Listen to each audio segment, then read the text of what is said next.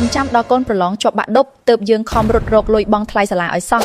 ជំរាបសួរពុកម៉ែបងប្អូនទាំងអស់គ្នាតើធ្លាប់បារម្ភទេថាពេលកូនធំឡើងថ្លៃរៀននៅសាកលវិទ្យាល័យនឹងឡើងថ្លៃជាងឥឡូវប៉ុណ្ណាបើចាំដល់កូនអាយុ18ឆ្នាំទើបចាប់ផ្ដើមសន្សំនោះយើងច្បាស់ជាពិបាកនឹងតឹងតែងរឿងលុយកាក់ខ្លាំងមិនខានគន្លឹះសំខាន់បំផុតគឺការសន្សំតាំងពីកូននៅតូចកាលណាយើងចាប់ផ្ដើមសន្សំកាន់តែឆាប់លុយនោះនឹងកាន់តែកើនឡើងទោះបីជាពេលនេះកូនទើបតែចេះវាឬនៅតូចល្អិតក៏ដោយសាក់លបងដកលុយត្រឹមតែ$20ទៅ$50ក្នុងមួយខែទៅដាក់ក្នុងគណនីសន្សំរយៈពេលវែងឬរៀបចំកញ្ចប់សន្សំសម្រាប់ឲ្យកូនរៀនចាប់ពីថ្ងៃនេះទៅ